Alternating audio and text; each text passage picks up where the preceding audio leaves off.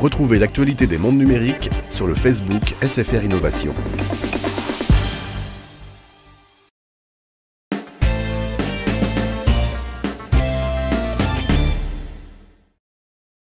Salut à tous et welcome to Barcelone, ici au Mobile World Congress, ce salon dédié à la mobilité que vous fait vivre la chaîne Techno. Alors bien sûr, il y a de nouveaux smartphones, bien sûr, il y a de nouvelles tablettes. D'ailleurs, on vous invite à aller sur la chaîne Techno pour les découvrir, toutes ces nouveautés. Mais il y a aussi des tendances de fond dans le monde de la mobilité, de la communication, avec notamment le Facebook qui est partout ici, sur ce salon, Jérôme. Oui, effectivement, le réseau social aux 500 millions d'amis est omniprésent. On ne parle que de ça ou presque sur tous les stands. Alors, Facebook sur les mobiles, c'est pas très nouveau.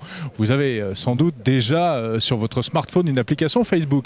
Mais sachez que dans quelques temps, on va voir apparaître de nouveaux téléphones qui intégreront Facebook quasiment comme une fonction de communication parmi d'autres. Tenez, regardez cette marque eNQ que vous ne connaissez pas.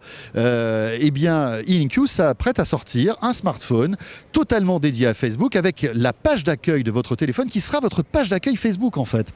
C'est étonnant. Ce téléphone est prévu en Angleterre très bientôt. Mais ce n'est pas tout, Jérôme. Non, le grand constructeur taïwanais HTC, qui est bien connu en France, va lancer lui aussi 2 mobiles spécialement dédiés à Facebook. Il s'appelle le Cha-Cha et le Salsa. C'est pas joli ça? C'est très joli. Précision donc de ces 2 téléphones spécial Facebook.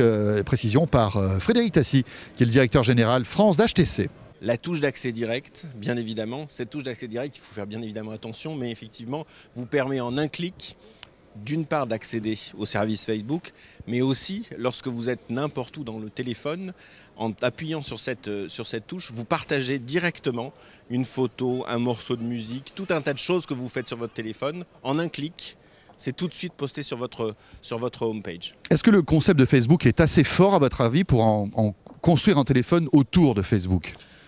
Écoutez, on l'a vu, 500 millions d'utilisateurs Facebook. Il y a des gens qui, effectivement, avant même de se lever de leur lit, regardent déjà leur wall Facebook. Vous n'êtes peut-être pas dans la cible. Un peu, oui, un petit peu, on avoue. Mais si, beaucoup de gens, beaucoup de jeunes, et c'est aussi un virage résolument jeune aussi, on souhaite aussi s'adresser davantage aux 15-24. Oui, nous pensons que ça va clairement déchaîner les foules. Donc ce seront des téléphones qui seront abordables Ce sont bien évidemment des téléphones beaucoup plus abordables que les tablettes. Et ce sont des téléphones qui sont encore une fois designés et destinés aux 15-24 ans. Et ils sortent quand ces téléphones et à quel prix? Ce sont des téléphones qui seront disponibles aux alentours du mois de mai. Et on est en train de voir avec tout un tas d'opérateurs qui sont intéressés. Donc je ne communiquerai pas les prix pour le moment. Ce seront des téléphones qui seront plutôt dans le segment des prépayés ou des forfaits bloqués pour les jeunes? Encore une fois, la cible, ça va dépendre des forfaits, mais la cible, ce sont vraiment les 15-24. Après, il y a des 15-24 qui sont sur du forfait bloqué, effectivement, sur du prepaid. On est en train de discuter ça avec les opérateurs. Et donc, il y a 2 modèles différents. Comment distingue-t-on les 2 modèles Facebook qui vont sortir? Vous avez donc le HTC Cha-Cha, qui effectivement a son clavier AZERTY, avec un écran qui est un tout petit peu plus petit, 2,4 pouces, et vous avez un full tactile pour ceux qui sont vraiment des adeptes du tactile, et il y en a, et qui arrivent à utiliser leur Facebook qu'avec du tactile. C'est le HTC Salsa. 2 produits donc pour consacrer notre partenariat avec Facebook. Alors vous l'avez compris, des mobiles spécial Facebook, ça va arriver, mais on peut aller encore plus loin, Jérôme. Oui, alors pour toutes les personnes qui habitent dans des pays où les connexions Internet mobiles ne sont pas terribles, où il n'y a pas beaucoup de smartphones. Et on n'a pas forcément les moyens de s'acheter un smartphone à plusieurs centaines d'euros. Et bien malgré tout, il sera possible également de se connecter à Facebook dans ces pays avec une technologie française. C'est Gemalto qui a lancé ici à Barcelone une carte SIM intégrant Facebook. Et bien c'est tout simplement par SMS que vous allez pouvoir communiquer via Facebook. Voici les précisions de l'un des responsables de Gemalto. Aujourd'hui, sur le 1,5 milliard de téléphones qui se vendent sur la planète, environ 1 milliard concerne des téléphones d'entrée de gamme ou de milieu de gamme. Et pour les opérateurs de téléphonie mobile, la problématique, c'est de déployer des applications sur cette diversité de téléphones. Le fait de le mettre dans la carte SIM permet de faire le développement une fois. Dans la mesure où on utilise des technologies qui sont aujourd'hui très standardisées, cette implémentation, ce développement va fonctionner sur l'ensemble de ces téléphones. En Inde, en Amérique latine, en Asie, etc.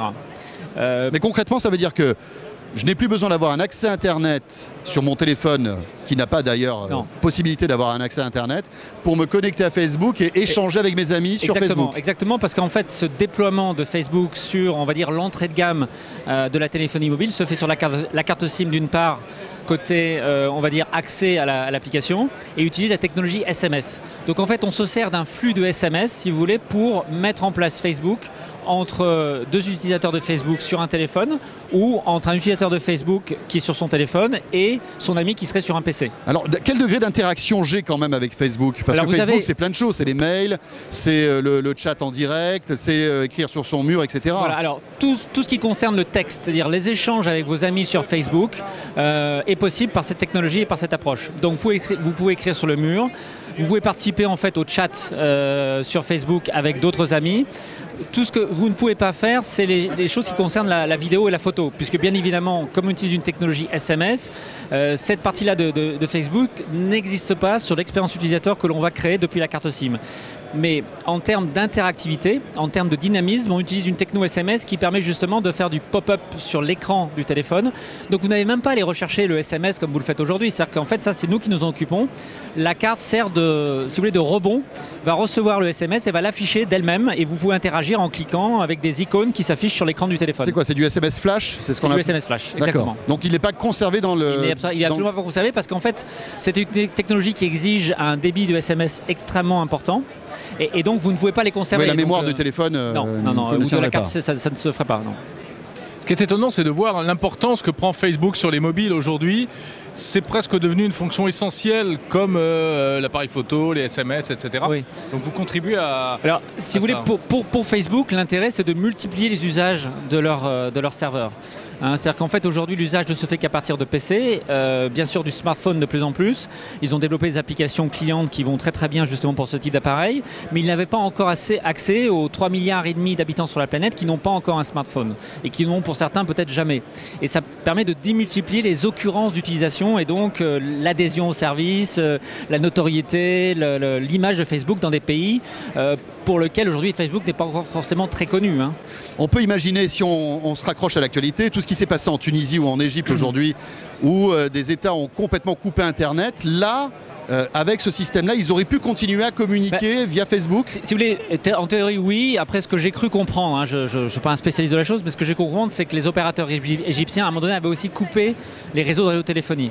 À partir du moment où le réseau est coupé, là, vous ne pouvez plus rien faire. Mais si le réseau de téléphonie mobile fonctionne, a priori, l'intérêt du SMS aussi, c'est que c'est quelque chose qui passe même quand la voix ne passe pas. Vous avez par voie des problèmes d'interférence, des problèmes de couverture, même avec des couvertures très très faibles, le SMS continue à passer. Et donc ce service Facebook, étant basé sur la technologie SMS, marche tout aussi bien. Voilà une innovation qui ne nous concerne peut-être pas directement, nous, en Europe, mais qui intéressera évidemment des millions de personnes dans d'autres pays. Voilà, on se rend compte ici, encore plus, lors de ce Mobile World Congress à Barcelone, qu'il y a bien sûr les SMS pour communiquer au quotidien, mais que Facebook fait partie intégrante de notre manière de communiquer aujourd'hui. Ouais, ça va devenir une fonction basique du téléphone. Effectivement. Merci de nous avoir suivis sur la chaîne techno.com. N'hésitez pas à nous rejoindre régulièrement et on se retrouve très très vite. Salut à tous. Ciao, bye bye.